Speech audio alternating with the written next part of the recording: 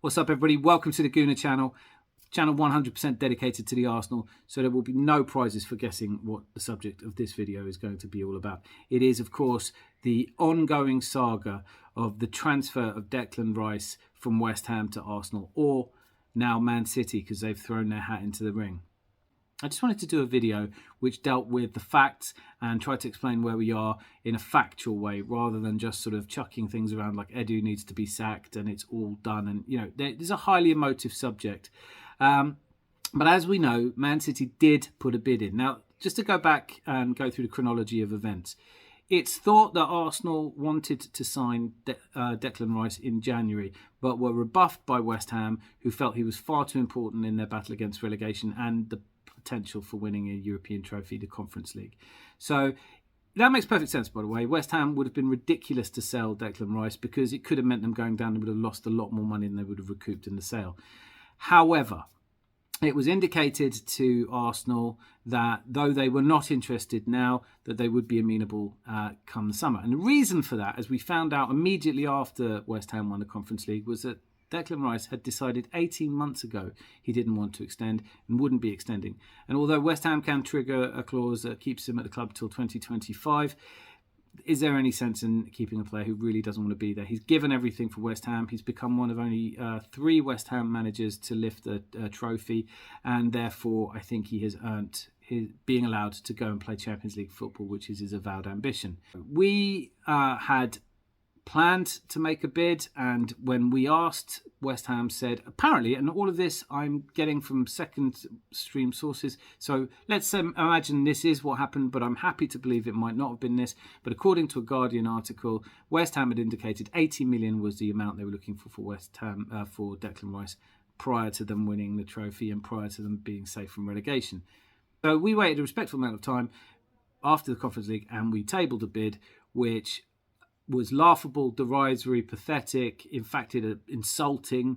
It would, of course, have been the 3rd highest transfer fee ever paid in this country, and it would have been our record, but it was an absolute joke. It was in line with what they'd asked for, but we hadn't taken into account that they now weren't fighting relegation, and they'd now had their first silverware in 40 years. So Arsenal went away and worked on a second bid. They did improve a bid and came back, and all of this before anyone else had shown any interest whatsoever, and even that bid was laughed out. Now, I don't know definitely, but all of the talk has been for the amounts of the bid. So our second bid is thought to be 75 million in cash and 15 million in add-ons. A lot has been made of the fact that our add-ons are attached to how well we do, which, if you think about it, is common sense in business, because the better we do, the more money we have, the more money we'll have to pay them. Now, I know that that's not really relevant to the selling club. The selling club would like all their money up front. But when we talk about cash in football, this is really important to understand. None of this ever gets delivered in brown paper bags. Even Man City don't pay cash. What happens is that you pay it in installments.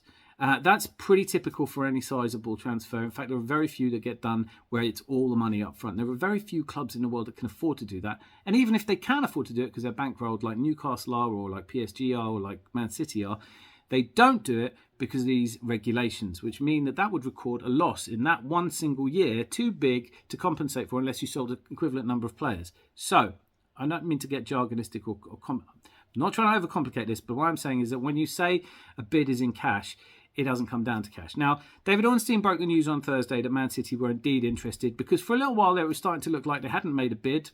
Why hadn't they made a bid? Were they waiting to see if Gundogan stayed? He didn't. And now suddenly they decided they wanted to speak to Declan Rice. But we waited. Everyone flapped around on the Thursday. Oh, this is done now. Man City are in. But when no bid was in on Friday, and by Saturday, the news coming out of West Ham sources, people like ex-West Ham employee and Clarence and Hugh, were that actually Declan does want to go to Arsenal, and Man City didn't want to put a bid in until they checked with Declan to see if he wanted to come. So whilst we've been busily talking to him about the project, about the process, about where he's going to play, about the opportunities, about probably what he's going to earn, and all of these things, Man City hadn't even checked to see if he wanted to come. So there was this agonising Sunday, most of Monday period where it started to look like actually Man City can't be that interested in him, and he's probably told them he's not that interested and just wants to get this done. So West Ham are hoping that Arsenal make a third bid and it's all done and dusted.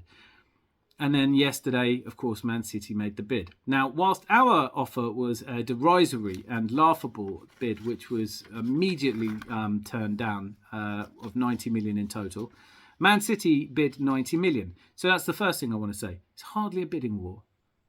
You know, a bidding war is if one... Well, look, I'm not going to patronise you. A bidding war is when you bid more than the last. Now, I know I'm being a little facetious because Man City's add-ons are more achievable. And this is an important distinction. I'm getting this from West Ham chat. So I don't know if this is absolutely true, but it apparently is true that Man City are offering their 80 million in 2 instalments, whilst Arsenal were hoping to pay the 75 million plus add-ons with 4 instalments. So that's obviously something that needs to be rectified. Clearly, it's better for West Ham to get the amounts of money in 2 instalments sooner rather than waiting over 4 years. But I do just want to introduce a thing that happens in football known as factoring, which is that if Manchester City or Arsenal, who are football clubs with great reputations, and if they pay in instalments, if they offer you 80 million over 4 years, you can go to a bank and get the money advanced to you in a process known as factoring. It's like a payday loan. And that's what clubs do. So, but really, the advantage to the selling club in having a lump sum straight away means that they can declare that as profit, which means that they can spend more and they can use that money more easily. There are lots of reasons why you'd want money up front and very few reasons why you'd want to wait. Typically, if you get the money up front in fewer instalments, you get less of it. So in a way, you can easily see where Manchester City have made a better offer than Arsenal. And this shouldn't really surprise anybody because Arsenal are basically running a self-sustaining model and Manchester City are run like a billionaire's plaything, and if they want something, they bloody well get it, right? And that's how it's been and that's how it's going to be, and we can talk financial fair play all we want. We can talk about hundreds of rule breaks all we want, but ultimately, that's the world we live in, right? Now, what the West Ham Forum was saying was what Man City have done this the right way. They've approached West Ham and said, let's be kept informed. We know that Arsenal are bidding for a player that we haven't spoken to, honest gov, but we would just like to be informed. Let us know what they bid. And when they found out we'd bid 90 million, they bid 90 million as well. So our bid was rejected. They bid the same amount. And that is kind of common sense, but these are marker bids. You don't bid what you think you're going to get straight away. You try and adjust from where you are. So another question here is, if Man City really wanted Declan Rice, they have the resources, 110 million on the table right now, let's get this done. Could it be that Man City don't really want to go to 100 million? Maybe they will, but this would all be a done deal by now, or it certainly would have hurried it up. I don't really think Man City are in a huge hurry to get Declan Rice in, and I think that Arsenal are, but we're doing everything we can to do it within our means. We cannot... Now, the other misconception is people think, because we spent money on Kai Havertz. Look, there is enough money, and we have the investment capability from KSE that if we see real value in a player, we think a player is being sold at well below his market value, as any business would do, we can invest in that player. But every business ascribes a value to a player and won't pay more than that. And it is possible that Man City and Arsenal don't see Declan Rice as a £100 million player. It's certainly clear to me that I don't think Man City should, because if you sign Declan Rice, is he going to make the difference between you winning the league or not? Hard to argue that if you've just won 3 leagues in a row and a treble. But could he sustain that? Do you have to invest in growth sustaining? Possibly. He's one for the future, and I know Pep's definitely not going to be there after 2025, so maybe, I don't know, maybe they do think they just spend whatever they want on him, but they are making a couple of other expensive signings, and I don't think he improves their side that massively in terms of, you'd have to change the way they play a little bit to play him and Rodri at the same time, and then you're definitely saying that Calvin Phillips didn't work out. So I don't know, Man City want him that badly, and I do think that, as Arsenal showed with Mudryk, and as they've shown on several occasions, they have a ceiling to a player, and no matter how much they want that player, they refuse to go any further once that bid is made. Now, as an Arsenal fan, and it not being my money, and me not particularly caring about how sustainable the profit model is, I would love to see us sign him, because I do think that it's a difference. But you have to look at this in a cold light of day. Does winning the Champions League and the league make us net enough money over what we currently make to justify spending an amount of money like this on Declan Rice? Well, I would imagine it probably does. But what we are now talking about is record amounts of money. Huge amounts of money. And when it comes down to it, if Arsenal make their next bid and it's rejected, I think we could be looking at a walk away from here. And I know nobody wants to hear that, and I certainly don't. But we have to stick to what we think a player is worth. And here's my thing on this. All of the noise, all of the fuss, all of the, other teams are interested. It's all coming out of West Ham.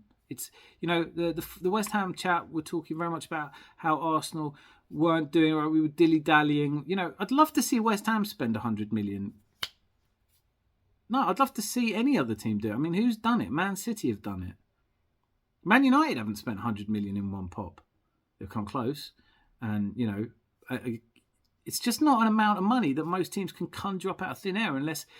We do have a billionaire owner, but he runs sports franchises and he's very good at it, and he tends to make sure they're sustainable, which is bloody irritating. I'd really love us to be in the dock for 115 allegations of financial fair play with a treble under our belts. I'd really love just, if Usmanov had been the in charge and he just said, I don't care, spend my money, let's go and get, let's do a Paris Saint-Germain. But it doesn't always work out well for those clubs. I don't know what's going to happen from here on in, but I do know this. There's no sign of a bidding war yet. There's no sign that whatever we'd bid first, West Ham would have accepted it, given that we did bid what they said they wanted and they turned it down. There's nothing derisory about offering £90 million for a football player. Nothing at all. That's not a derisory sum for building a hospital, so I don't see how it's a derisory sum for building a... Right? There is also a little conspiracy here for me. And it centres around this sudden cavalry charge by City, who, if you wherever you go, they're saying, well, they wanted to see if Gundogan would stay. Here's a point: Gundogan wouldn't stay. Some really touching words from him, how much he loves Guardiola. And look, I understand that he's won everything he's going to win, and he wanted to play for Barcelona, like most of us would if we had a chance. But he won't stay. Bernardo Silva won't stay. It's not like nobody ever turns down Man City, is what I'm saying. The idea that Declan Rice is so focused on trophies that he only wants trophies, I think Declan Rice must look at this and say, I'm good enough to make the difference at Arsenal. I'll play every minute at Arsenal. I potentially could become captain. It's not clear to me how, but he could potentially be good enough to be our captain. And having done all this, I can help Arsenal to win a trophy. Adored fans turning up and excited. If Declan Rice wins the Premier League with Man City next season, his teammates will be like, yeah, it's what we do. The fans will be like, yeah, it was good. We didn't get as many points as the other year. No one will be that excited about it.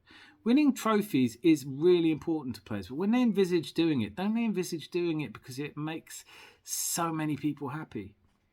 You lift the Champions League just once with Arsenal fans and we will show you a good time. I have never seen us lift a Champions League. I know I got blasé when we were winning the Premier League a lot, but we never won 3 in a row. We never won 5 out of 6. We never did a treble. So, is it so far-fetched that Declan Rice, having spoken to Arsenal, and by all of this, what we're hearing is that Man City hadn't even spoken to him. So he's made his mind up 18 months ago to leave West Ham. He's obviously spoken to Arsenal. He's agreed in principle, or we wouldn't be going through all of this. And now, I'm supposed to believe it never occurred to him he could go to Man City and that his head is easily going to be turned. Don't get me wrong. Man City have the spending power. They could easily come in with a £500,000 a week contract or a £600,000 a week contract. They could get Declan Rice done very quickly. But isn't that a big question? Why haven't they yet? Why haven't they? We're penny pinching for only offering a record. They're penny pinching for offering the same amount that just got rejected by us. I speculated on this half jokingly, but this kind of explains some stuff. Do you think that Mikel Arteta might have asked Man City to make this bid? Because whilst the bid's not out, whilst the bid hasn't been made yet, it's out there, and it might be that West Ham are waiting for Man City to come and bid 150 million, 200 million. That other teams will come in. That Man United will do an ownership deal, and they'll come in and go, "Don't care what he costs. We need Declan Rice," even though we kind of have his position sorted already. Some of this just doesn't add up. Some of the noise coming out of West Ham, the antipathy towards how Arsenal do business, like we should be ashamed of the fact that we pinch pennies. I heard them saying that we're penny pinching. It's £90 million. They're not penny pinching. that we've treated West Ham with disrespect. We waited till after January. We didn't talk about this in the press. We waited till after the Conference League. We gave them the amount that they asked for, and apparently we're disrespectful. Look, if you can't see past the fact that West Ham are doing everything they possibly can to drive the price up of one of their best assets, and they're likely the best asset they're going to sell in many years, then you're missing the point a little bit. Arsenal are committed to making a third bid. I think both the bids we've made so far have been reasonable.